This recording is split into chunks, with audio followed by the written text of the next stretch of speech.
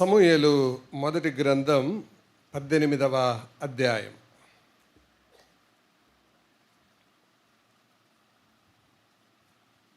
సమూయేలు మొదటి గ్రంథం 18వ అధ్యాయం.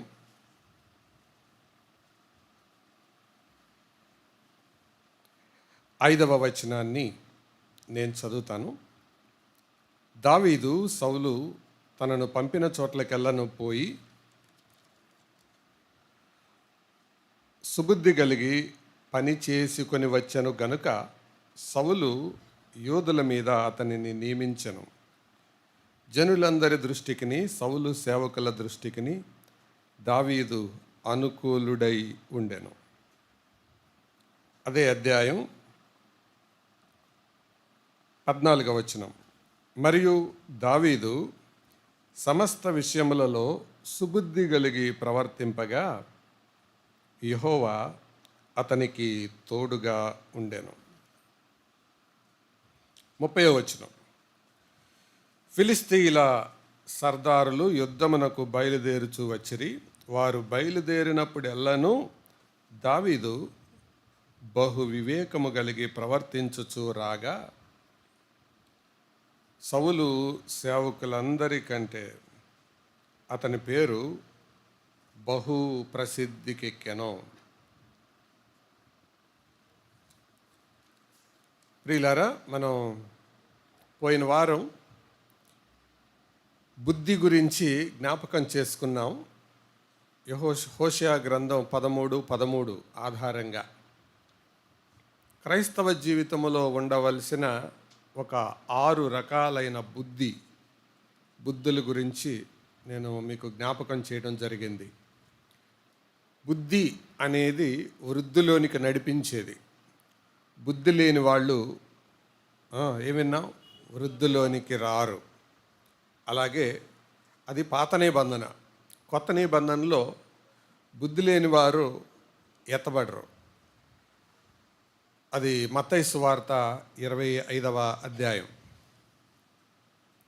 ఈ రెండు మాటలు క్రైస్తవ జీవితంలో బుద్ధి అనేది చాలా ప్రాముఖ్యం అనేది తెలియచేస్తుంది. అయితే ఆ 4 రకాలు బుద్ధి కలిగిన వారు ఏమి కలిగి ఉండరో, 2 రకాల బుద్ధి కలిగి ఉన్నవారు ఏమి కలిగి ఉంటారో మొత్తం 6 విన్నాం. మొదటిది, వినుబుద్ధి కలిగిన వారు తిరుగుబాటు చేయరని. రెండవది, సుబుద్ధి కలిగిన వారు ప్రతీకారం కోరరని. స్థిరబుద్ధి కలిగిన వారు రాజాగ్రహమునకు భయపడరని.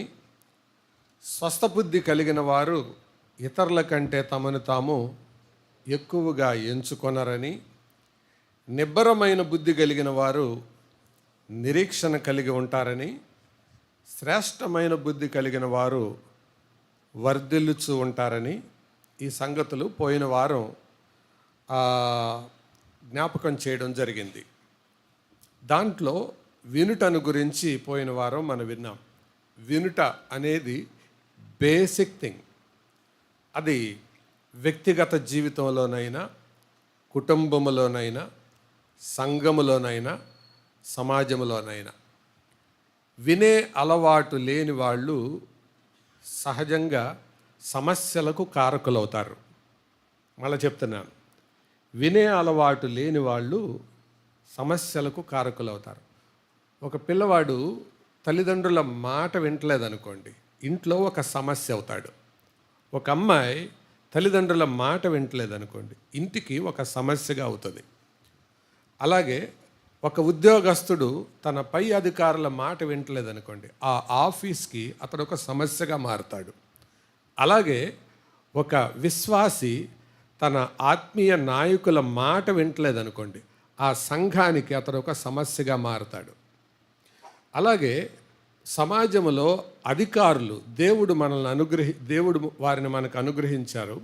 ఆ పై అధికారులకు ఎవరైతే లోబడరో వాళ్ళు సమాజానికి ఒక సమస్య అవుతారు. వాళ్ళనే యాంటీ సోషల్ ఎలిమెంట్స్ అంటారు పోలీస్ పరిభాషలో. అంటే సంఘ విద్రోహ శక్తులు అని అంటారు. వారికి వాళ్ళు పెట్టిన పేరు యాంటీ సోషల్ ఎలిమెంట్స్. అలాగే యాంటీ చర్చ్ ఎలిమెంట్స్ కూడా ఉంటారు. అంటే సంఘములోనే ఉంటారు కానీ మాట వినరు. వాళ్ళ స్వంత అభిప్రాయాలు, స్వంత ఇష్టాలు నెరవేర్చుకుంటూ ఉంటారు. వాళ్ళు యాంటీ చర్చ్ ఎలిమెంట్స్.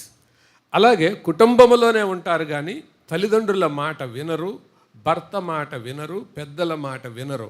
వాళ్ళని యాంటీ ఫ్యామిలీ ఎలిమెంట్స్ అంటారు. కాబట్టి వినే బుద్ధి అనేది చాలా ప్రాముఖ్యమైనది. అందుకనే సమూయేలు బలిలు అర్పించటానికి సిద్ధపడిన సౌలుతో, నీ బలులు గిలులు ఆపరా, పక్కన పెట్టరా, మాట వినుట శ్రేష్టం అన్నాడు. అంటే వినే బుద్ధి లేకపోతే మన బలి, మన పాట, మన ఆరాధన, మన పాలిపంపులు, మన సేవ సమస్తం వేస్ట్. అందుకు వినే బుద్ధి ఉంది లేదు అనేది ఎలా తెలుసుకోవచ్చు? వినే మనస్తత్వం కలిగిన వాళ్ళు తిరుగుబాటు చేయరు. అది గత వారం మనం విన్నాం. ఈరోజు రెండవది, సుబుద్ధి కలిగిన వారి గురించి మనం జ్ఞాపకం చేసుకోబోతున్నాం. జాగ్రత్తగా వినండి. సుబుద్ధి ఎవరైతే కలిగి ఉంటారో వారు ప్రతీకారం కోరరు. ఈ సుబుద్ధి కలిగిన దావీదు గురించి ఈరోజు మనం జ్ఞాపకం చేసుకోబోతున్నాం. ఈ దావీదు జీవితంలో నేను 4 కోణాలు ఈ ఉదయకాలం చెప్పాలని కోరుతూ ఉన్నాను. మొదటి కోణం, దావీదు యొక్క ప్రవర్తన లేదా సుబుద్ధి కలిగిన వారి ప్రవర్తన ఎలా ఉంటుందో, సుబుద్ధి కలిగిన వారి ప్రతిస్పందనలు ఎలా ఉంటాయో, సుబుద్ధి కలిగిన వారి అవగాహనలు ఎలా ఉంటాయో, సుబుద్ధి కలిగిన వారు పొందే ఆశీర్వాదాలు ఏమై ఉంటాయో, ఈ 4 మాటలు మీ ముందు పెడతాను. మొదటిది, సుబుద్ధి కలిగిన వారి ప్రవర్తనలు ఎలా ఉంటాయి, వారి ప్రవర్తన ఎలా ఉంటుంది. రెండవది, సుబుద్ధి కలిగిన వారి యొక్క ప్రతిస్పందనలు ఎలా ఉంటాయి. మూడవది, సుబుద్ధి కలిగిన వారి అవగాహనలు ఎలా ఉంటాయి. నాలుగవది, సుబుద్ధి కలిగిన వారు పొందే ఆశీర్వాదాలు ఎలా ఉంటాయి.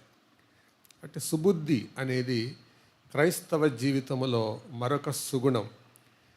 ఇక్కడ ఈ మాట చెప్పబోయే ముందు 2 పదాలు మీకు పరిచయం చేయాలని కోరుతున్నాను. ఆ 2 పదాలు ఏంటంటే క్యారెక్టర్ అండ్ కాండక్ట్. శీలము, నడవడిక. స్కూల్లో, కాలేజీలో వాళ్ళు చదువు ముగించి వెళ్ళిపోయేటప్పుడు ఒక సర్టిఫికెట్ ఇస్తారు. ఏంటిది ఆ సర్టిఫికెట్? దాన్ని ఎవరు క్యారెక్టర్ సర్టిఫికెట్ అనరు, కానీ ఏ సర్టిఫికెట్ అంటారు? కాండక్ట్ సర్టిఫికెట్ అంటారు. ఆ కాండక్ట్ సర్టిఫికెట్లో సహజంగా ఏమి రాస్తారంటే సాటిస్ఫాక్టరీ అని మాత్రమే రాస్తారు. అంతకుమించి చాలా అరుదుగా రాస్తారు. గుడ్ అని రాశారంటే ఇంకా వాళ్ళు చాలా ఉన్నతమైన వాళ్ళని అర్థం.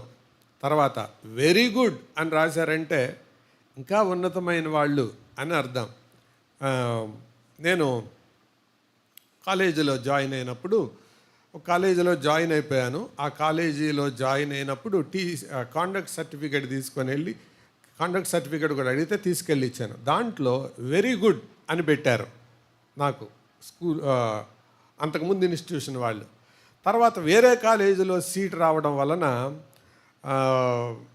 మళ్ళా రూల్ ప్రకారం ఆ కాలేజీలో టీసీ తీసుకోవాలి. కాలేజీకి వెళ్ళా ఏమి లేదు, జస్ట్ జాయిన్ అయ్యాను కాబట్టి మళ్ళీ రికార్డు పరంగా ఆ కాలేజీ విద్యార్థిని అన్నట్టు. మళ్ళీ వేరే కాలేజీలోకి వెళ్ళాలంటే మళ్ళీ ఈ కాలేజీలో టీసీ ఇవ్వాలి, ఎందుకంటే అప్పటికే ఫీజు పే చేసి ఉన్నాను కాబట్టి. ఆ ఇచ్చేటప్పుడు మళ్ళీ నా కాండక్ట్ మీద రాశారు సాటిస్ఫాక్టరీ అని రాశారు, అంటే సంతృప్తికరం అని. నేను అసలు ఆ కాండక్ట్ సర్టిఫికేట్ తీసుకోవడానికి నాకు ఇష్టం అవ్వాల. అంతకుముందు ఏమి రాశారు? వెరీ గుడ్ అని రాశారు. ఇప్పుడు ఏమి రాస్తున్నారు? సాటిస్ఫాక్టరీ అని రాస్తున్నారు. అసలు మీరు నన్ను ఏం చూశారండి వారంలో? నేను కాలేజీకి కూడా రాలేదు కదా. ఏం చూశారు నన్ను? రాస్తే వెరీ గుడ్ అని రాయండి, లేదా పాతది ఇవ్వండి అంటాను. ఆ రోజుల్లో పాతదాన్ని ఇవ్వండి, ఎందుకంటే అది సాటిస్ఫాక్టరీ అన్న పదం ఎందుకో నాకు రుచించల, జీర్ణించల. సంతృప్తికరం అనేది మనుషులమైన మనకే ఒక స్థానంలో ఉండవలసిన వాళ్ళం మరొక స్థానంలోనికి వస్తే బుద్ధి అలా ఉంటుందే. దేవుడు హృదయాలను పరిశోధించి మార్కులు వేసేటప్పుడు. అందుకే ఈ రెండు విభిన్నమైన పదాలు. ఏ రెండు అంటే క్యారెక్టర్, కాండక్ట్. క్యారెక్టర్ అంటే శీలము, కాండక్ట్ అంటే నడవడిక. క్యారెక్టర్ ప్రభువు మాత్రం చూస్తాడు, నడవడిక మనుషులు చూస్తారు. క్యారెక్టర్ దేవుడు చూసేది, నడవడిక మనుషులు చూసేది. అంటే మన నడవడిక ఆ మాట సమూయేలు కూడా అన్నాడు కదా, ఏమని? మనుషులు పైరూపమును చూస్తారు, సమూయేలుతో దేవుడు అన్నాడు, యెహోవా హృదయమును లక్ష్య పెట్టును. దేవుడు హృదయాన్ని లక్ష్య పెడతాడు. కాబట్టి నా క్యారెక్టర్ ఎలాంటిది అనేది నన్ను బాగా ఎరిగిన వారు కొంతవరకు, నన్ను సృష్టించిన దేవుడు పూర్తిగా ఎరుగుంటాడు. నా నడవడిక ఎలాంటిది అనేది మనుషులందరూ ఎరుగుంటారు. అర్థమైందా? నా క్యారెక్టర్, నా శీలం ఎలాంటిది నన్ను బాగా ఎరిగిన వారు మాత్రమే కొంతవరకు ఎరుగుంటారు. నన్ను సృష్టించిన దేవుడు పూర్తిగా ఎరుగుంటాడు. కానీ నా నడవడిక ఎలాంటిదో మనుషులందరూ ఎరుగుంటారు. ఇక్కడ దావీదు గురించి మనం చదివిన లేఖన భాగం, దావీదు సుబుద్ధి కలిగి ప్రవర్తింపగా. ఈ మాట ఒకే అధ్యాయంలో 3 సార్లు రాయబడింది. 2 సార్లు సుబుద్ధి అని, మరొకసారి వివేకమని రాయబడింది. ఈ మూడిట్లో కూడా మనకు పాఠాలు ఉన్నాయి. అది ఈరోజు నా సందేశం. కాబట్టి 4 మాటలే నేను ఏం చెప్పిన ఈ 4 మాటలని చెప్తాను. మొదటిది ఏంటి? అతని సుబుద్ధిని ఎలా అంచనా వేయొచ్చు అంటే ఈ 4 కోణాల్లో. 1 అతని ప్రవర్తనను బట్టి, 2 అతని ప్రతిస్పందనలను బట్టి, 3 అతని యొక్క అవగాహనలను బట్టి, 4 అతడు పొందే ఆశీర్వాదాలను బట్టి. దీన్ని బట్టి బుద్ధి ఉందా లేదా అనేది మనల్ని మనమే లెక్క వేసుకోవచ్చు, అంచనా వేసుకోవచ్చు. ప్రియులారా, ఇక్కడ దావీదు యొక్క నేపథ్యాన్ని గమనిస్తే తల్లిదండ్రులకు దూరమైన యవనస్తుడు. ఈ 18వ అధ్యాయం వచ్చేటప్పటికి అమ్మ ఉందో లేదో తెలియదు. ఈరోజు మనం పాడిన పాట కూడా దావీదు కీర్తనలో పాటే. ఏంటిదా పాట? యెహోవా నా బలమా. ఈ కీర్తన యొక్క నేపథ్యం తెలుసా మీకు? ఎన్నో అధ్యాయంలో ఉందో తెలుసా? కీర్తనల గ్రంథం ఎన్నో కీర్తన? 18వ కీర్తన. ఈ కీర్తన రాసింది ఎవరో తెలుసా? అదే ఈ కీర్తన రాసింది దావీదు. ఈ పాట రాసింది యెహోవా నా బలమా జాన్ గారు గొల్లపల్లె, నెల్లూరు ప్రాంతానికి చెందిన ఆయన రాసిన పాట అన్నమాట. యెహోవా నా బలమా, యథార్థమైనది నీ మార్గం, పరిపూర్ణమైనది నీ మార్గం. ఈ కీర్తన యొక్క ఉద్దేశం దావీదు దేవునితో ఎటువంటి గొప్ప సంబంధాన్ని కలిగి ఉన్నాడో తెలియజేయడానికి వాడబడింది. ఆ కీర్తన నేపథ్యం సమూయేలు గ్రంథంలో 22వ అధ్యాయంలో కనపడుతుంది. తర్వాత చదువుకోండి. ఆ మాటే అక్కడ సమూయేలు మొదటి గ్రంథంలో మనం 22వ అధ్యాయంలో చదువుతాం. అంటే దావీదును దేవుడు ఎంత ప్రేమించాడో ఆ దావీదు యొక్క నేపథ్యం నుంచి మనం అర్థం చేసుకోవచ్చు. 1 తల్లిదండ్రులకు దూరమైన వాడు అని మనం ఎలా చెప్పగలం అని అంటే, అదే దావీదు 27వ కీర్తనలో మరొక మాట అంటాడు కదా, నా తల్లియు నా తండ్రియు నన్ను విడిచినను. ఇక్కడ ఉన్న వాళ్ళందరినీ ఒక మాట అడుగుతాను. సహజంగా తల్లి తండ్రి దూరంగా ఉన్న పిల్లలకు చెడిపోవడానికి అవకాశాలు ఎక్కువ, బాగుపడడానికి అవకాశాలు ఎక్కువ? మీరు చెప్పండి. చెడిపోవడానికి అవకాశాలు ఎక్కువ. తల్లి ప్రేమ దావీదుకు బహుశా తెలియకపోవచ్చు. ఎందుకు అంటే బైబిల్ పండితులు చెబుతుంటారు, యెషయికి 2వ భార్యకు పుట్టిన వ్యక్తి దావీదు అని. అందుకనే దావీదు ఎన్నికలోని వాడు కాదు, లెక్కలోని వాడు కాదు. సమూయేలు వచ్చినప్పుడు పైనున్న కొడుకులందరినీ చూపించాడు, కానీ సమూయేలు అడిగేదాకా నీ కుమారులందరూ ఇక్కడ ఉన్నారా అని అన్నప్పుడు అప్పుడు యెషయికి వెలిగింది. ఇంకను కడసరివాడు ఉన్నాడు అని చెప్పాడు. అంటే పెద్ద లెక్కలో ఉన్నవాడు కాదు. తల్లి ప్రేమకు దూరమైన వాడు, తండ్రి ఆదరణకు కూడా దూరమైన వాడు, అన్నదమ్ముల లెక్కలో లేనివాడు. అది అతని నేపథ్యం. తల్లిదండ్రుల ప్రేమకు దూరమయ్యాడు, అన్నదమ్ముల ఆదరణకు దూరమయ్యాడు. ఇలాంటి వ్యక్తి తనను ప్రేమించేవారు, గుర్తించేవారు, గౌరవించేవారు లేరు. కానీ అతనిలో ఉన్న సుబుద్ధి దేవుడు అతనికి తోడుగా ఉండేలాగా చేసింది. దేవుడు ఎవరికైనా తోడుగా ఉంటే జరిగేది ఏంటంటే ఆయన చెరసాల్లోకైనా వచ్చేస్తాడు, అంతఃపురంలోకైనా వచ్చేస్తాడు, అడవిలోకైనా వచ్చేస్తాడు. చెరసాల్లోకి వచ్చాడు యోసేపు దగ్గర, అంతఃపురంలోకి వచ్చాడు యోసేపు దగ్గర కూడా. ఇక్కడ కూడా దావీదు అంతఃపురంలో ఉండగా మాత్రమే కాదు, అడవిలో ఉండగా దేవుడు అతనికి తోడై ఉన్నాడు. సుబుద్ధి అనేది దేవుని తోడును నీకు అనుగ్రహించేదిగా ఉంటుంది. సుబుద్ధి అనేదాన్ని మనం ఈరోజు కొంచెం సునిశ్చితంగా ఆలోచన చేస్తే ఇందులో రెండు ప్రధానంగా కనబడతాయి. ఒకటి, సుబుద్ధికి వ్యతిరేకమైనది దుర్బుద్ధి.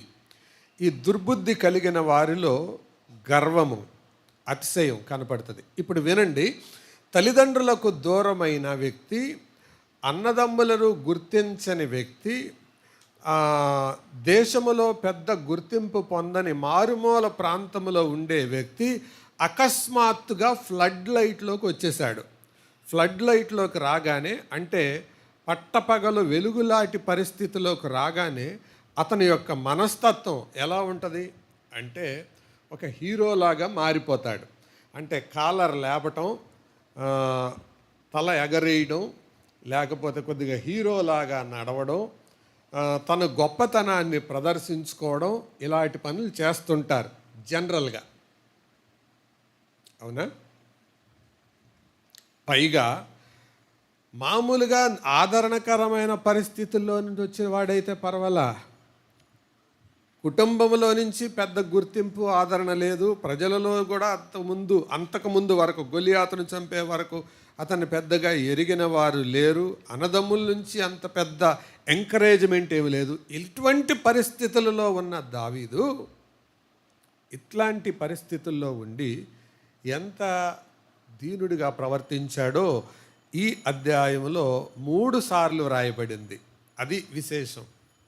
ఇప్పుడు ఆయన ఏమన్నా పర్సనాలిటీ డెవలప్మెంట్ క్లాసులకు వెళ్ళారా? పర్సనాలిటీ డెవలప్మెంట్ అంటే వ్యక్తిత్వ వికాస శిక్షణ తరగతులకు ఏమన్నా హాజరయ్యాడా ఆయన? ఎలా మాట్లాడాలి, ఎలా సెల్యూట్ కొట్టాలి, ఎలా వందనాలు పెట్టాలి, లేకపోతే ఎలా రాజుతో మాట్లాడాలి, ఇవన్నీ ఎవరని చెప్పారు ఆయనకి? నో, ఎవరు లేరు. కొంతమంది అంటారు, ఎందుకు అట్లా ప్రవర్తిస్తున్నావంటే నేను ఇట్లాగే పెరిగానండి అంటారు.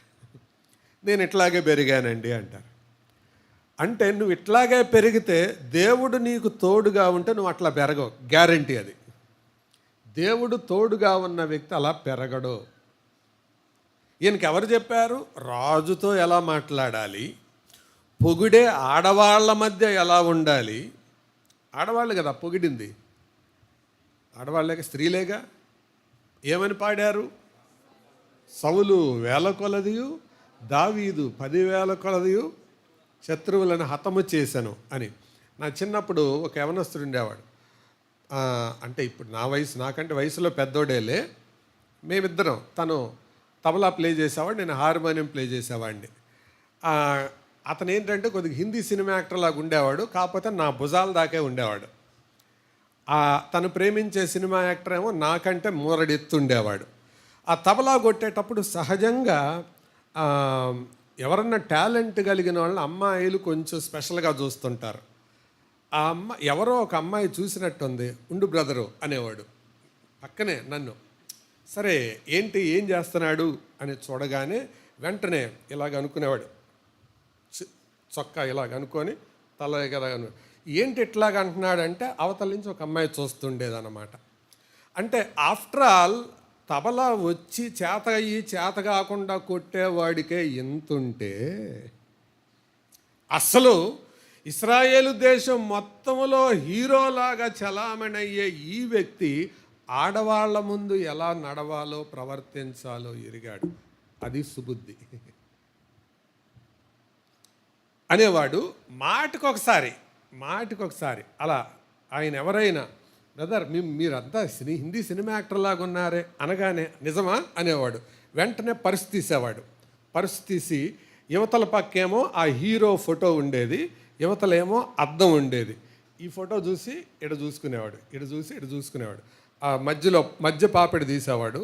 అది కొంచెం అటు ఇటు అనుకొని ఏంటి మళ్ళీ చెప్పు అనేవాడు. అంటే అలా ఇష్టం అన్నమాట, మాటికి అనిపించుకోవడం. ప్రియులారా, ఊరికే సరిగా ఆయన పూర్తిగా కూడా రాదు ప్లే చేయడం. అలాంటి వ్యక్తికే ఎంతుంటే ఇశ్రాయేలు దేశం మొత్తంలో స్త్రీలందరూ కలిసి పాటలు పాడతంటే ఎంత ఫోజు కొట్టాలి,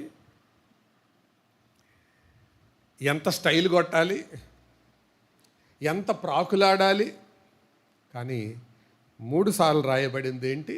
దావీదు సుబుద్ధి కలిగి ప్రవర్తింపగా. ప్రియులారా, ఒక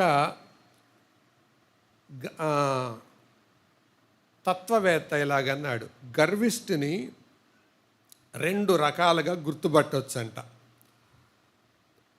మొదటిది ఏంటంటే తప్పు చేసినప్పుడు దాన్ని అంగీకరించడంట.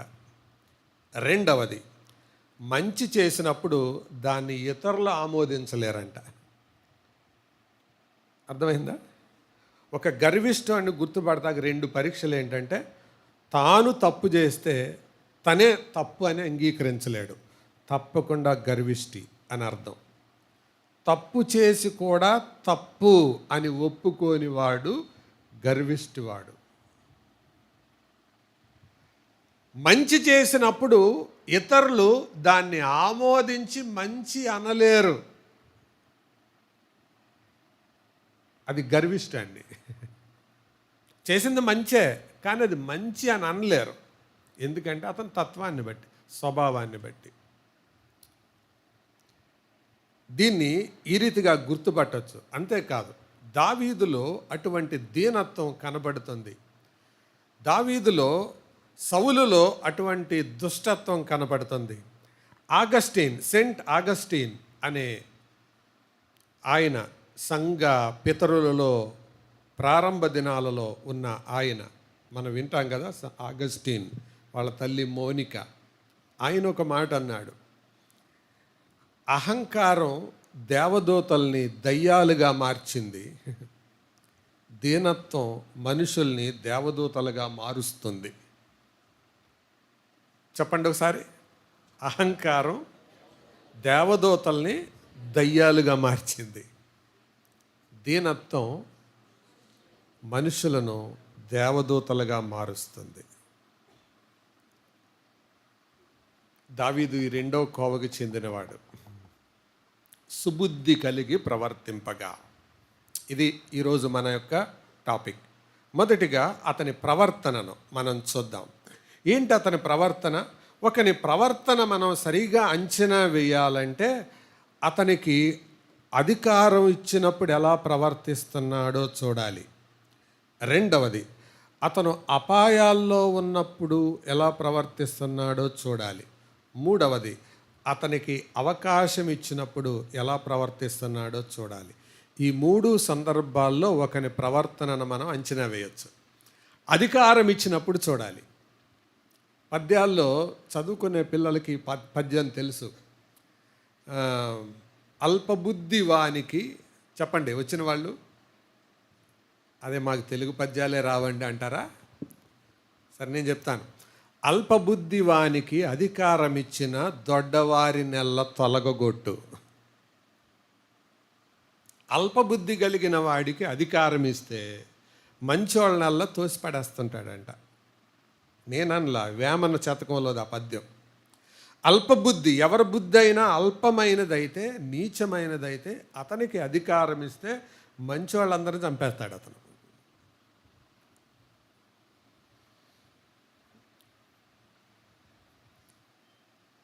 సౌలు అలాంటివాడు. దావీదు శ్రేష్టమైన బుద్ధి కలిగినవాడు, సుబుద్ధి కలిగినవాడు. ప్రియులారా, ఇక్కడ మనుషులందరిలో ఈ రెండు రకాల్లో ఏదో ఒక బుద్ధి ఉంటుంది. సౌలు లాంటి దుర్బుద్ధి అయినా ఉండాలి, దావీదు లాంటి సుబుద్ధి అయినా ఉండాలి. సౌలులో ఉన్నది గర్వం. గర్వం ఎవరిలో ఉంటుందో వాళ్ళల్లో కనపడే రెండవ తత్వం అసూయ. అసూయకు నిర్వచనం ఏంటో తెలుసా? వేరే వాళ్ళు దుఃఖపడేటప్పుడు నవ్వడం, వేరే వాళ్ళు సంతోషపడేటప్పుడు ఏడవడం. ఇది అసూయకు లక్షణం. అసూయ ఉందో లేదో ఎలా తెలుసుకోవచ్చు అంటే, వేరే వాళ్ళకి ఏదైనా మేలు జరిగిందనుకోండి, ఇతరులకు ఏదైనా ఒక కార్యం జరిగిందనుకోండి, వెంటనే నువ్వు దాన్ని అభినందించలేకపోవడం, దాన్ని మెచ్చుకోలేకపోవడం, దాని విషయమై నువ్వు ఏడవడం, ఇంకో చెప్పాలంటే ఓర్వలేని గుణం. రెండవది, ఇతరులకి ఏదన్నా నష్టం జరిగిందనుకోండి, మొదట మాట్లాడేది ఎవరు? ఈ అసూయపరులే. నష్టం జరిగినప్పుడు కష్టపెట్టే మాటలు మాట్లాడేది ఎవరు? ఈ అసూయపరులే. దీన్ని బట్టి చెప్పేయచ్చు ఒక మనిషికి అసూయ ఉందా లేదా అని. ఇదే పరీక్ష. దావీదు ఈ లక్షణానికి చాలా దూరం. అందుకే సుబుద్ధి అనే మాట కనబడుతుంది. ఈ మూడు సందర్భాలు ఏ విషయాల్లో ఒక సుబుద్ధి అంచనా వేయొచ్చు చెప్పండి? అతనికి అధికారం ఇచ్చినప్పుడు. చూడండి, అతనికి అధికారం ఇచ్చినప్పుడు ఏం చేశాడు? 18వ అధ్యాయం 5వ వచనం. దావీదు సౌలు తనను పంపిన చోట్లకెల్లను పోయి సుబుద్ధి కలిగి పని చేసుకొని వచ్చను గనుక. గమనించారా? పని చేసి వచ్చను అనుందా, పని చేసుకొని వచ్చను అనుందా? ఏముంది మీ బైబిల్లో? పని చేసి వచ్చను అంటే అర్థం ఏంటి? పని చేసుకొని వచ్చానంటే అర్థం ఏంటి? కొంచెం ఆలోచించండి. గుడ్. ఆ పని మాత్రమే చేసుకొని వచ్చాడని. ఇంకా అంతవరకే ఉన్నాడని, అంతవరకే తన మట్టుకు మాత్రమే చేసుకొని వచ్చాడని. అంటే వేరే వాళ్ళతో పొత్తు పెట్టుకోలా, ప్రమేయం పెట్టుకోలా. పంపిన చోట్లకెల్లా వెళ్ళాడు, పని మాత్రం చేసుకొని వచ్చాడు. కొంతమంది చూసి రమ్మంటే కాల్చి వస్తారు. మరి మీరెవరో నాకు తెలియదు. చూసి రండి రా బాబు అంటే కాల్ చేసి వస్తారు. దావీదు పంపిన చోటకెల్లా పోయి పని చేసుకొని వచ్చాను సుబుద్ధి కలిగి. అంటే ఒక అధికారం ఇచ్చాడు. తర్వాత మాట చూడండి, గనుక సౌలు యోధుల మీద అతనిని నియమించను. ఎవరి మీద?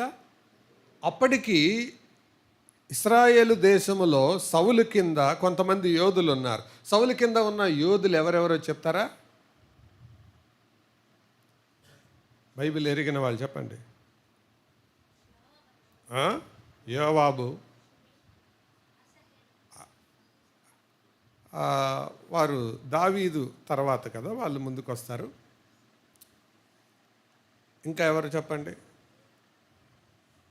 అబ్నేర్ అనే ఒకడు ఉంటాడు కదా. ఎవరు అబ్నేరు? మరి బైబిల్ అసలు చదువుతున్నట్లేరే. సౌలు యొక్క సైన్యాధిపతి, తను సంరక్షించేవాడు అబ్నేరు. అంటే యోధులు చాలామంది ఉన్నారు, కానీ ఈ యోధులందరి మీద తనను అధికారిగా పెట్టాడు. కానీ అక్కడ రాయబడిన మాట ఏంటో తెలుసా? అతని నియమించను జనులందరి దృష్టికిని, సౌలు సేవకుల దృష్టికిని దావీదు ఆ? అనుకూలుడై ఉండను. జాగ్రత్తగా వినండి. దావీదు కుర్రాడు, యవనస్తుడు. అంతకుముందు ఉన్నవారు యోధులు, యుద్ధ వీరులు. తినికేం యుద్ధాలు వచ్చు? పెద్ద యుద్ధాలేమి రావు. అతడు చేసిన ఇప్పుడే ఫస్ట్ ఎక్స్పీరియన్స్, ఒక యుద్ధమే చేశాడు. మామూలుగా ఏమని ఉంటారు, పెద్ద రెచ్చిపోబాకలేరా, ఏదో ఒక్కడిని కొట్టేసి వచ్చి పెద్ద హీరోలాగా అని ఉండాలి. అని ఉంటే దావీదు ఏమని ఉంటాడు? మామూలుగా అయితే మనలాంటి వాళ్ళు ఏమంటారు, ఏరా ఇంత తిరగబడేవాడు, మరి ఆ 40 రోజులు ఏం చేసావురా? ఆ ఫిలిస్తీయుడు వెంటబడుతుండగా భయపెడుతుండగా నువ్వేం చేసావురా అని ఉండేవాడు. దావీదు అనుకూలుడయ్యాడు అంటే ఆ మాట అన్న వాళ్ళకి దావీదు ఏం ఆన్సర్ ఇచ్చుంటాడు? జస్ట్ ఇమాజిన్ చేసి చెప్పండి,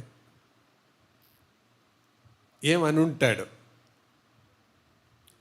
లేదన్నా, మీరు నన్ను అపార్థం చేసుకుంటున్నారు, నేను ఎప్పుడు అలాగ అనుకోలేదు. మీరు అలాగ అనుకుంటే సారీ అన్న. నేను ఆలోచించింది ఒకటే, దేవుణ్ణి వాడు తృణీకరిస్తున్నాడు, ఇశ్రాయేలు సైన్యాలు తృణీకరిస్తున్నాడు, తట్టుకోలేకపోయానన్న. వెళ్ళాను, వాడి అంత చూశాను అంతే. నాకు కూడా పెద్ద అంతకుముందు పరిచయం లేదన్నా.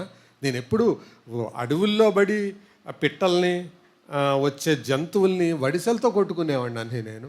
అవి పైగా మీరంటే ఈటుతో, మీరు ఎప్పుడైనా గమనించండి, మీకంటే పెద్దవాళ్ళతో అనుభవం కలిగిన వాళ్ళతో మాట్లాడేటప్పుడు వాళ్ళని చిన్న చూపు చేసి మాట్లాడకూడదు. అది సుబుద్ధి. నీకేం తెలుసు అని అన్నావా, నీకు పడిందే ఇక వాళ్ళతో. దావీదు ఏమంటే, అన్నా మీరంటే ఈటుతో కత్తితో యుద్ధం చేసేవాళ్ళన్నా, నా మోకం నాకేమొచ్చన్నా, వడిసెలు పట్టుకొని పిట్టలను కొట్టుకునేవాడిని అన్న. నేను ఏదో పొరపాటున అట్లా ఆ రోజు దేవుని సహాయం చేయబట్టి, కానీ లేకపోతే నన్ను ఈ పాటికి ఆడన్నట్టు మాంసం ముక్కలుగా ఎగరేసి ఆడు తిని ఆ పక్షులకేసి ఉండేవాడు కదన్నా అనేవాడు. వెంటనే ఆ విమర్శించినోడికి ఏమనిపిస్తుంది? ఓకేరా తమ్మి, వీడు మనల్ని ఏమీ చెయ్యడు. అది ఆ మాట అర్థం, 5వ వచనానికి అర్థం అది. జనులందరి దృష్టికిని, సౌలు సేవకుల దృష్టికిని దావీదు అనుకూలుడయ్యుండెను. అంటే అధికారం ఇచ్చినా, జయం వచ్చినా అది తలకెక్కించుకోలేదు. నువ్వు ఒక విశేషమైన విషయాన్ని సాధించినా అది నీ తలకెక్కించుకోకపోతే నువ్వు దీనుడిగానే ఉంటావు. కాబట్టి నీ ప్రవర్తనను కొలిసే కోణం ఏంటంటే, నీవు ఉన్నది దుష్టబుద్ధా సుబుద్ధా అనేది ఎలా నిర్ణయించవచ్చు అంటే, నీకు అధికారం ఇచ్చినప్పుడు దాన్ని బట్టి అంచనా వేసి చూడవచ్చు. కొంతమందికి మైక్ ముందుకు వస్తే ఏం మాట్లాడతారో తెలియదు. అవతల వాళ్ళందరూ హీనంగా చిన్నోళ్ళలా కనపడతారేమో. అంటే మైక్ చేతిలో ఉండి స్టేజ్ మీద ఉన్నంత మాత్రం చేత నువ్వు అధికుడవు అధికురాలు ఎప్పటికీ కాదు. జ్ఞాపకం పెట్టుకో. అధికారం ఉన్నప్పుడు వినయంగా వివేకంగా మాట్లాడడం నేర్చుకోవాలి. అధికారం ఉన్నా వివేకంగా ఉన్నాడు. రెండవది, అపాయాల్లో ఉన్న 14వ వచనానికి రండి, 13 నుండి చదువుదాం. కాబట్టి సౌలు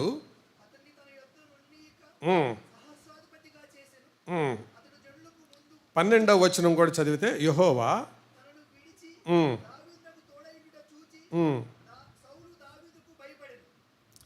ఆ ముందు కనుక చదివితే సౌలు ఏం విసిరాడు? ఈట విసిరాడు. ఒకసారి జాగ్రత్తగా వినండి. మన ముందే మన వైపు ఈట విసిరేవాడు ఒకడు ఉన్నాడు అనుకోండి, వాళ్ళ దగ్గర ఉద్యోగం చేస్తారా? మీరు ఆఫీసులో చేరారండి, వెళ్ళగానే మీకోసం కత్తి పట్టుకొని ఆడు తిరుగుతున్నట్టుగా మీకు అర్థమైంది. అక్కడ ఉద్యోగం చేస్తారా? ఉద్యోగం మానేస్తారా? ఏంటాట చూస్తున్నారు? దావీదు మానలా. అది సుబుద్ధి అంటే. అపాయాల్లో ఉన్న తప్పించుకోవడం నేర్చుకున్నాడు, కానీ ఆ పరిస్థితిలోంచి బయటపడలా. ఈట తీసి విసిరాడు. ఏమనుకున్నాడు? విసరడం ఆయనకొచ్చు, తప్పించుకోవడం నాకొచ్చు. He knows throwing, I know escaping. విసరడం ఆయనకొచ్చు, తప్పించుకోవడం నాకొచ్చు. సుబుద్ధి కలిగిన వాళ్ళను వాళ్ళ అపాయాల్లో ఉన్నప్పుడు కూడా గుర్తుపట్టవచ్చు. నీకెవరన్నా హాని తలపెట్టినప్పుడు, నీ నీ నీ పరువు ఎవరైనా తీసేసినప్పుడు, అలాగ నువ్వు భావించినప్పుడు, నీ మీదకు మాట విసిరినప్పుడు, ఈట విసిరినప్పుడు. గిరిపురంలో పురుషోత్తం గారని ఒక ఆయన ఉండేవాడట. ప్రజలను బాగా ఆట పట్టించేవాడు. ఇదివరకు దాన్ని పురుషోత్తపురం అని కూడా అనేవాళ్ళు, వీళ్ళ బంధువే అనుకుంటా బహుశా. ఆట పట్టించాడు. ఆయన్ని మనుషులు తెగ తిట్టేవాళ్ళు. ఆయన పాట పాడుకుంటూ సరదాగా నవ్వుకుంటూ వెళ్ళేవాడు. నిన్నే కదా తిడతన్నారు అని అంటే, ఎందుకు నాకెందుకు బాధ, భయం? లోపల అనుకుంటే వాళ్ళకే ఉంటాయి, బయటకంటే గాలికి పోతాయి, నాకేముంది? బయటకు అనుకున్న మాటలు గాలికి పోతాయి, లోపల అనుకుంటే వాళ్ళకే ఉంటాయి. సుబుద్ధి అంటే అదే అర్థం. కొంతమంది మనుషులు ధైర్యంగా ఎదుట వ్యక్తిని అనలేక కోడి మీద, కుక్క మీద పెట్టి తిట్టేవాళ్ళు ఉంటారు. ఒక ఆమె, షో షో, ఈ కోడికి మరీ లేచిన దగ్గర నుంచి ప్రార్థనే అయిపోయిందే అంటుంది. కోడికి ప్రార్థన ఉంటుందా ఎక్కడైనా? అంటే ఆవిడ ఎవరినో దృష్టిలో పెట్టుకుంది, కోడిని అడ్డం పెట్టుకొని తిడుతుంది. ఈ కుక్క ఎప్పుడు మా ఇంటి ముందే తిరుగుతుండే ఛే అంటది. అంటే కుక్క ఎక్కడ తిరుగుతుంది అంటే, ఒకవేళ అడిగితే ఎవరిని అంటే, నిన్న అనలా, నేను ఎవరిని అన్నాను? కుక్కను అన్నాను. వీళ్ళన్నీ ఈ మాటలు మాట్లాడేవాళ్ళు దుష్టబుద్ధి కలిగిన వాళ్ళు.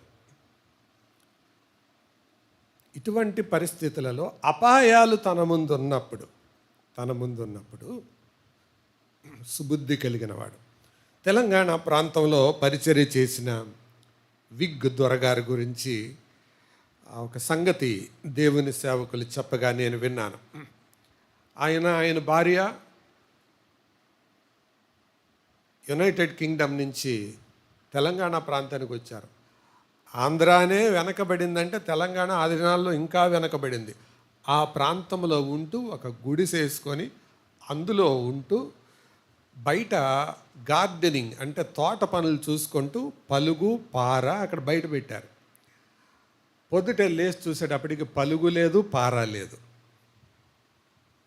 వెంటనే లేచి విగ్ దొరగారు భార్యతో అంటున్నాడు, ఏమమ్మా పలుగు పార కనపడటం లేదు అని అంటే, భార్య అంటుంది, అయ్యో ఎవరు తీశారండి, రాత్రి నేను అక్కడే పెట్టాను కదా అని అంటే, ఎవరో అవసరం ఉన్న వాళ్ళు తీసుకుపోయి ఉంటారులే అమ్మా, వదిలేసేయ్ అన్నాడంట. తీసుకుపోయినోడికి ఎవరు తీసుకుపోయారో కూడా తెలిసి వీళ్ళకి. కానీ ఏమంటున్నాడు, ఎవరో అవసరం ఉన్న వాళ్ళు తీసుకుపోయి ఉంటారులే అమ్మా, వదిలేసాయి అంటున్నాడు. సంవత్సరం తర్వాత ఆ పలుగు పార తీసుకుని వెళ్ళేవాడు మారు మనసు పొంది 3 పలుగులు 3 పారలు కొనిచ్చాడంట. ఏం బుద్ధి అది?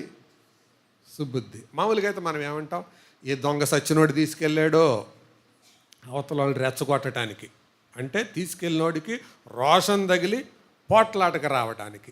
ఇది సుబుద్ధి కాదు, దుర్బుద్ధి.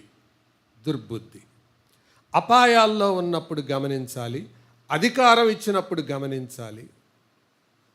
తర్వాత 3వది, అవకాశాలు వచ్చినప్పుడు గమనించాలి. ఏం అవకాశాలు వచ్చాయి చూడండి. ఇదే అధ్యాయం 30వ వచనానికి రండి. బయలుదేరుచు వచ్చిరి, బయలుదేరినప్పుడెల్లను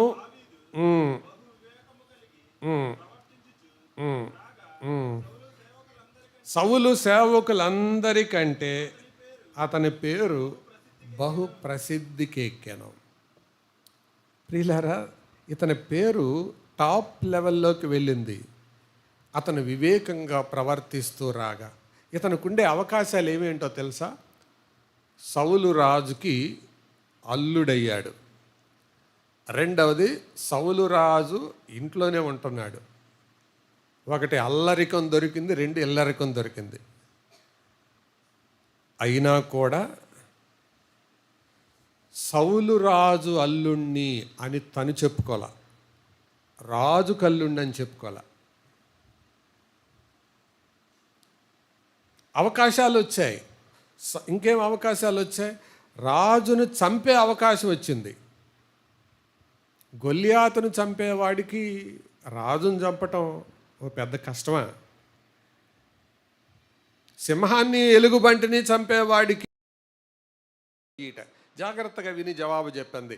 ఈట గెలిచిందా, వీణ గెలిచిందా?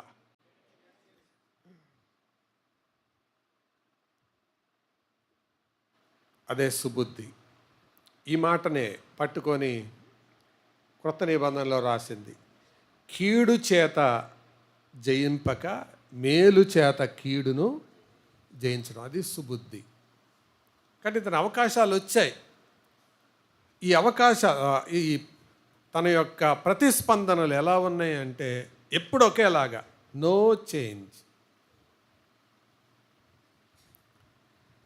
తప్పు చేసినప్పుడు అంటేనే మనం పడం, తప్పు చేసినప్పుడు నలుగురిలో అంటేనే పడం. అసలు తప్పు చేయనప్పుడు అంటే పడేది ఉంటుందా? అరే నన్నింత మాట అంటారా, నన్నింత మాట అంటారా, ఇంతమందిలో పట్టుకొని నన్ను అడుగుతారా నేనేం తప్పు చేశానని అని చేసిన వాళ్ళు అంటారు. చేయని వాళ్ళు ఏమంటారు? నేనొక్కదాన్నే నా చేసింది, నేనొక్కడనే నా చేసింది చేసిన వాళ్ళు అంటారు. మొత్తానికి దాన్ని అయితే ఒప్పుకోరు.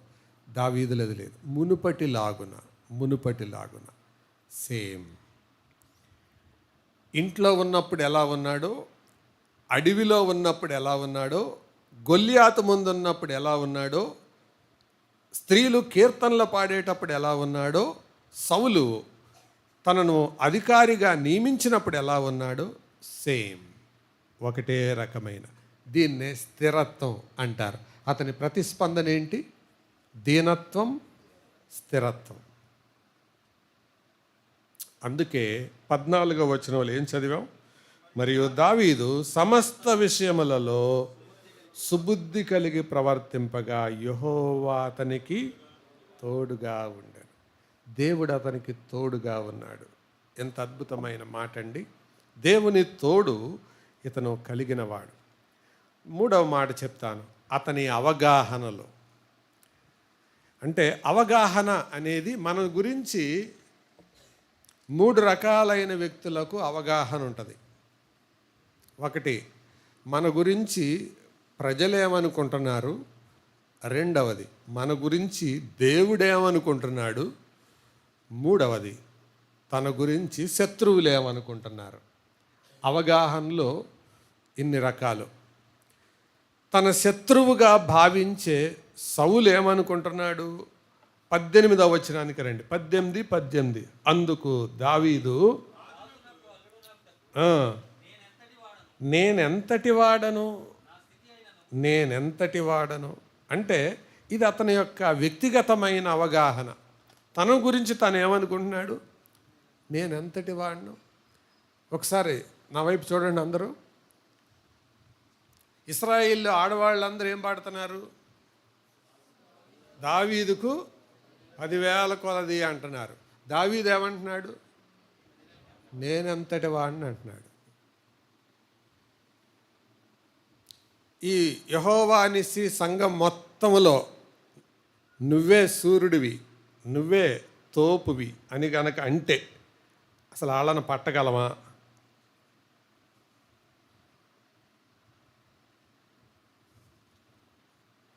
కానీ దావీదు తత్వం చూడండి, నేనెంతటి వాడను. నిజమైన తత్వం అనేది ఎక్కడ బోధపడుతుందంటే నిన్ను గురించి నీవు అవగాహన, నీ గురించి నీ అవగాహన ఏంటి? ఈ మాట దావీదుకి ఇష్టమైన మాట.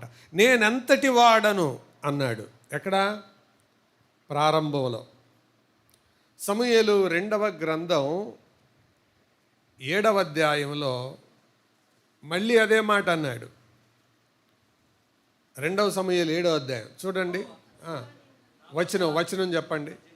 18వ వచనం చదవండి. రాజు లోపల ప్రవేశించి ఉమ్, మనవి చేసెను యెహోవా ఉమ్, నేనెంతటి వాడను. చాలు చాలు చాలు. ప్రజలతో ఏమంటున్నాడు? నేనెంతటి వాడను అంటున్నాడు. దేవుడి ముందు ఎంత వాడను ఏమంటున్నాడు? నేనెంతటి వాడను అంటున్నాడు. దేవుడి ముందు ఆ మాట అనొచ్చు, కానీ మనుషుల ముందు అనగలమా? అంటారా? ప్రార్థన చేసేటప్పుడు అంటారు, చచ్చిన కుక్కన ప్రభువా, పందిని ప్రభువా, నేను దుర్మార్గుణ్ణి ప్రభువా, దుష్టుణ్ణి ప్రభువా అని ప్రార్థనలో అంటావు. అయిపోయిన తర్వాత రే కుక్క ఇటు రారా అన్నారు అనుకో, ఎవడురా కుక్క, ఎవడురా కుక్క అంటున్నావు. ప్రార్థనలో ఏమన్నావు? కుక్కని అన్నావు. అంటే అది నటన అనేది అర్థమవుతుందిగా, యాక్షన్ అనేది తెలిసిపోతుందిగా. అర్థమైందా? నిజమైన దీనత్వం దేవుని ముందు ఉంటుంది, మనుషుల ముందు ఉంటుంది. ఇదే గుర్తు. That is the test of humility. దేవుడి ముందు ఒకలాగు, మనుషుల ముందు ఒకలాగా ఉన్నారంటే అంతకుముందు చేసింది నటన. ఒక స్త్రీల కూడికలో ప్రార్థన జరుగుతూ ఉంది. అప్పుడు దాకా మౌనంగా ఉన్న వాతావరణం వేడెక్కింది. అవును ప్రభువా, అవును ప్రభువా అంటుంది పక్క నుంచి ఆవిడ. ఏంటంటే, ప్రభువా నేను దుర్మార్గురాలను ప్రభువా అంటే, అవును ప్రభువా అని ప్రార్థన కంటే పెద్ద సౌండ్తో అంటుంది. ఎవరంటే ఆ కోడలంట. అత్తగారు ప్రార్థన చేస్తుంటే ఇది అట్టాడిదే ప్రభు, అవును ప్రభు అంటుంది. అప్పుడు దాకే మౌనంగా ఉంది. అంటే దేవుడి ముందు ఏడ్చేటప్పుడు ఆవిడ అనేదానికి ఈవిడ అంటుంది. ఒకవేళ నిజంగా బయట ఎందుకంటే కోడలు ఇక ఆ తర్వాత మళ్ళీ అనలేదు. అది ఆ లోపల ఉన్న అహం చల్లబడదు, తృప్తి పడదు. అందుకని ఇక అదే టైం ఆవిడలో ఉండే అక్కసు తీర్చుకోవడానికి, నిజమే ప్రభువా, ఇది ఇలాంటిదే ప్రభువా, అవును ప్రభువా అంటుంది. మనుషుల ముందు కాదు, దేవుని ముందు కాదు, ఎక్కడైనా ఒకే మాట. ఒంటరిగా కూడా దావీదు ఏమనుకున్నాడు తెలుసా? కీర్తనలో 8వ కీర్తన చూడండి. కీర్తనలో 8 వచనం మీరే కనుక్కోండి. నీవు కలుగజేసిన చంద్ర నక్షత్రములను చూడగా మనుషుని జ్ఞాపకం చేసుకుంటకు వాడేపాటివాడు, నరపుత్రుని దర్శించుటకు ఊయామాయి నేనెవన్న ప్రభువా. ఒంటరిగా ఉన్నప్పుడు నేను ఎంతటి వాడిని అనుకుంటున్నాడు. మనుషులతో మాట్లాడేటప్పుడు నేనేమాత్రపు వాడిని అంటున్నాడు. దేవుడితో అనేటప్పుడు నేనెంతటి వాడిని అంటున్నాడు. ఇది అప్పుడప్పుడు మనం అంటాం, నా సంగతి తెలియదు నీకు, నాకు ఎక్కిందనుకో, అసలు చూడలేదు నువ్వు నన్ను, నా అసలు రూపం చూడలేదు. ఈ పదాలు సహజంగా ఎప్పుడు వినపడుతుంటే కోపం వచ్చినప్పుడు, బాధ వచ్చినప్పుడు, అక్కడే నైజం బయటపడేది. అప్పుడు దాకా అందరూ పావురాలే. కోపం వచ్చినప్పుడు గుర్తించాల ఆ నైజాన్ని. దావీదు అలాగ తగ్గించుకుంటాడు. నేనెంతటి వాడను, అది తనను గురించి తన అవగాహన. మనుషుల ముందు నటించడానికి కాదు, ఏదో కీర్తన రాయడానికి కాదు. నిజంగా నేనేమాత్రం వాడిన ప్రభువా, నా కుటుంబం ఎన్నికలో లేనిది కదా ప్రభువా. ప్రజలేమో నువ్వు హీరో అంటున్నారు, కానీ తనేమనుకుంటున్నాడు? నేను జీరో ప్రభువా అనుకుంటున్నాడు. దీనత్వం అనేది ఆత్మన్యూనతా భావం కాదు, తనను తాను ఎంతవరకు ఎంచుకోవాలో అంతవరకే ఎంచుకోవడం. ఆత్మన్యూనతా భావం వేరు, ఇన్ఫీరియారిటీ కాంప్లెక్స్ అంటారు, అది కాదు. ఎంతవరకు ఎంచుకోవాలో అంతవరకు ఎంచుకోవడం, అది దీనత్వం యొక్క లక్షణం. తనను గురించి తను అవగాహన కలిగి ఉన్నాడు. మరి ప్రజలు తన గురించి ఏం అవగాహన కలిగి ఉన్నారు? 18వ అధ్యాయం 5వ వచనం. దావీదు పోయి గనుక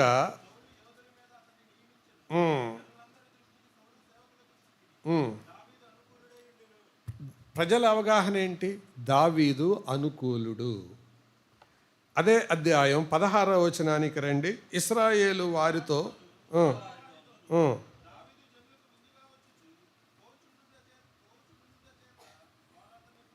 వారు అతని ప్రేమింపగా.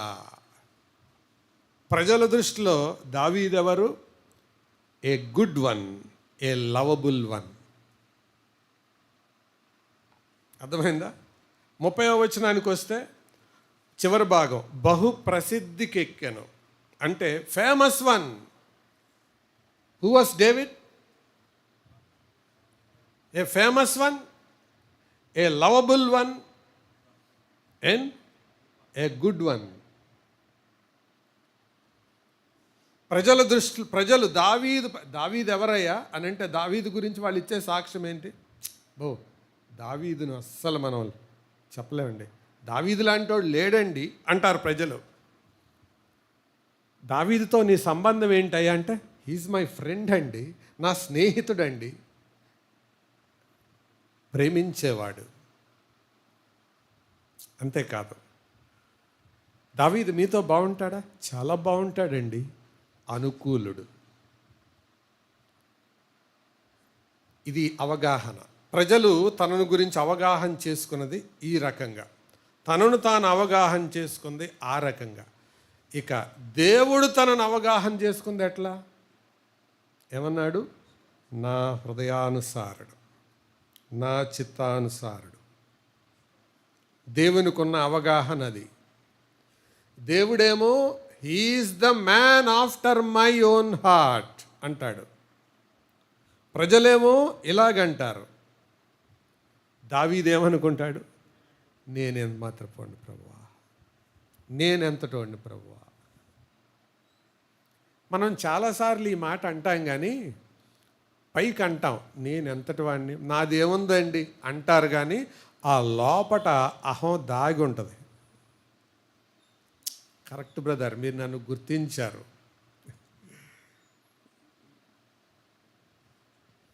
సహోదరులారా, ఈ సుబుద్ధి అనేది దీన్ని బట్టి కూడా మనం గమనించవచ్చు. ఏంటి? మన గురించి అవగాహన. కేవలం ఒకే ఒక్కడు, ఎవరు? సౌలు తన గురించి దురవగాహన కలిగి ఉన్నాడు, చెడ్డ అవగాహన. అతను కూడా ఏంటయ్యా ఆయన చేసిన తప్పేంటి అని గనక సౌలుని అడిగితే సౌలు చెప్పే మాట ఏంటి? నాకు తెలియదండి, ఎందుకో మరి అతను అంటే నాకు ఇష్టం లేదు, నాకు తెలియదండి. అరే నీ పక్కనే ఉంటున్నాడు కదా, అడగొచ్చు కదా అంటే అడగలేకపోతున్నానండి.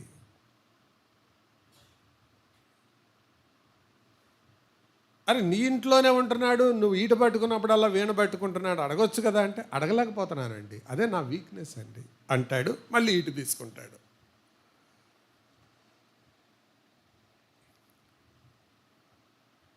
సౌలు పట్టుకున్న ఈటే, సోదరులారా ఇక్కడ ఒక తలంపు చెప్పి నేను ముందుకెళ్తాను. సౌలు పట్టుకున్న ఈటే తనను తాను చంపుకోవడానికి పనికొచ్చింది.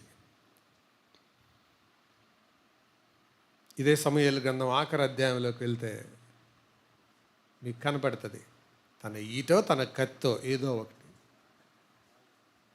మొత్తానికి ఏదైతే అట్టి పెట్టుకున్నాడో దానికి అతడు గురైపోయాడు. ఎంత చదవండి.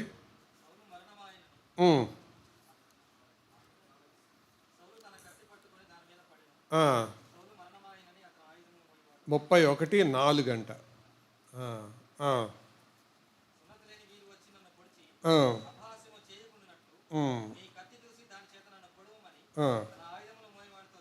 చెప్పగా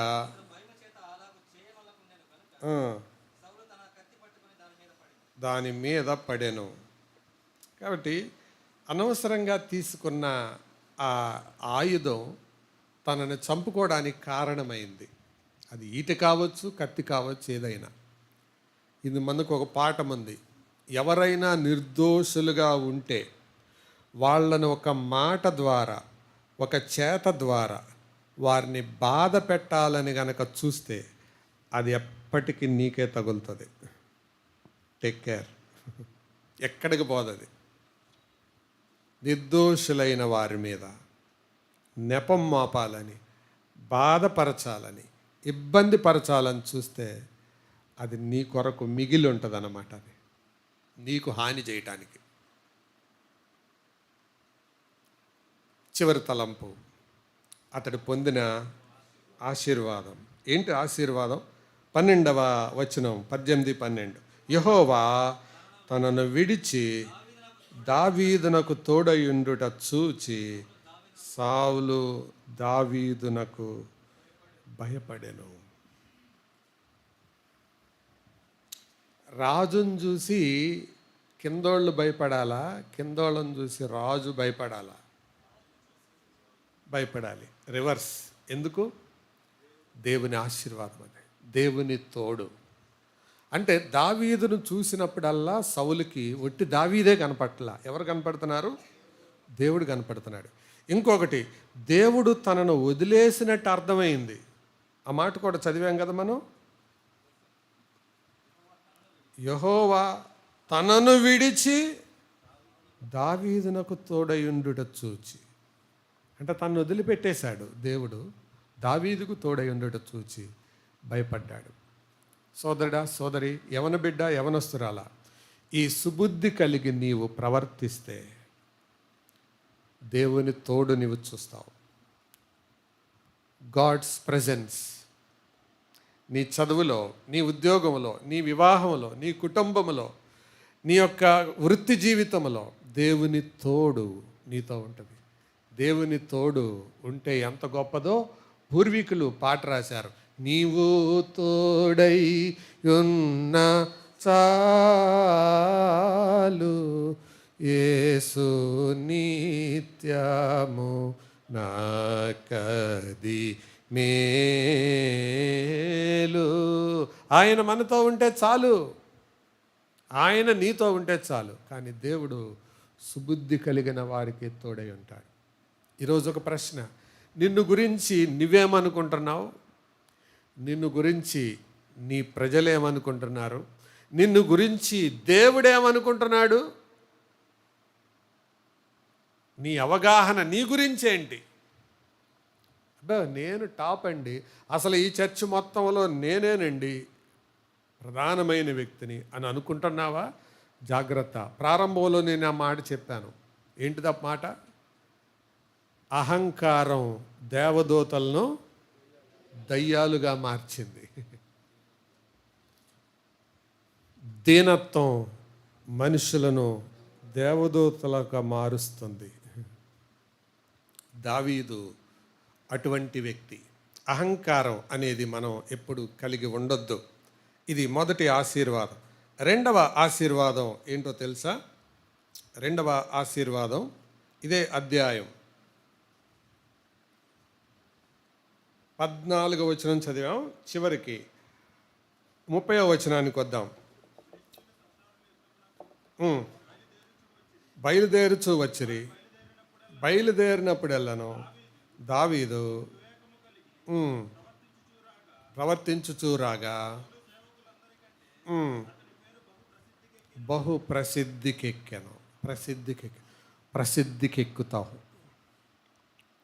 మంచి పేరు పొందుతావు. అంటే నీ కాండక్ట్ గుడ్.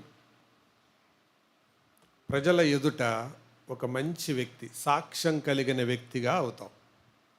చాలు. 4 మాటలు. మొదటి మాట ఏంటి? ప్రవర్తన. సుబుద్ధి కలిగిన వారి ప్రవర్తన ఎలా ఉంటుందో చూసాం. రెండవ మాట, సుబుద్ధి కలిగిన వారి ప్రతిస్పందనలు ఆయా సమయాల్లో ఎలా ఉంటుందో చూసాం. మూడవది, సుబుద్ధి కలిగిన వారి యొక్క అవగాహనలు ఎలా ఉంటాయో చూసాం. వారి గురించి వారు ఏమనుకుంటారు, వారి గురించి ఇతరులు ఏమనుకుంటారు, తర్వాత వారి గురించి దేవుడు ఏమనుకుంటారు, వారి గురించి గిట్టన వాళ్ళు ఏమనుకుంటారు. సుబుద్ధి అనేది చాలా చాలా ప్రాముఖ్యం. చివరిది, సుబుద్ధి కలిగిన వారిని ఏ రీతిగా గుర్తుపట్టచ్చు? ఒకటి, దేవుని తోడు వారు అనుభవిస్తారు. రెండవది, దేవుని యొక్క ఆ, సహాయంతో మంచి సాక్ష్యం, మంచి పేరు వారు పొందుతారు. మరి సుబుద్ధేనా మంది? యెహోవా తోడు. సుబుద్ధి యెహోవా తోడును మనకు తీసుకొని వస్తుంది. చెడ్డ బుద్ధి యెహోవా తోడును మనకు దూరం చేస్తుంది. తల వంచండి, ప్రార్థన చేసుకుందాం. ప్రార్థన.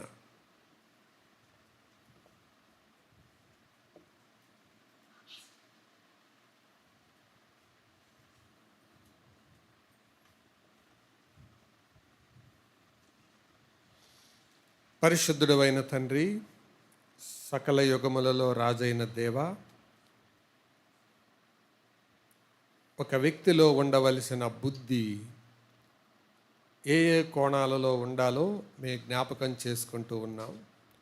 ఈ మాటలు మా అందరిలోనూ ఫలింపచేయమని కోరుతూ, మీ యొక్క కనికరం, మీ కాపుదల మాతో ఉంచి, ఈ వారములో మా ఎదుటున్న పరిచర్యలు, ప్రయాణాలు, వివాహాలు, వీటిల్లో మీ సహాయం ఇచ్చి నడిపించమని, మీ యొక్క నడిపింపుకు, ఆధిపత్యానికి అప్పగించుకుంటూ, వినుబుద్ధి కలిగిన వారమై తిరుగుబాటు చేయక, సుబుద్ధి కలిగిన వారమై ప్రతీకారం చూపక, మీ యొక్క ఆశీర్వాదానికి పాత్రులవడానికి కృప పాలించమని, మహిమ పొందమని యేసు ప్రభు దివ్య నామమున వినయంతో వేడుకుంటున్నాము తండ్రి.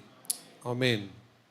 తండ్రి, కుమార, పరిశుద్ధాత్మ దేవుని కాపుదల, భద్రత, సంరక్షణ వినుబుద్ధి, సుబుద్ధి కలిగి సాగునట్లు సహాయం చేసి నడిపించును గాక. ఆమేన్. మంచిది. అందరికీ వందనాలు.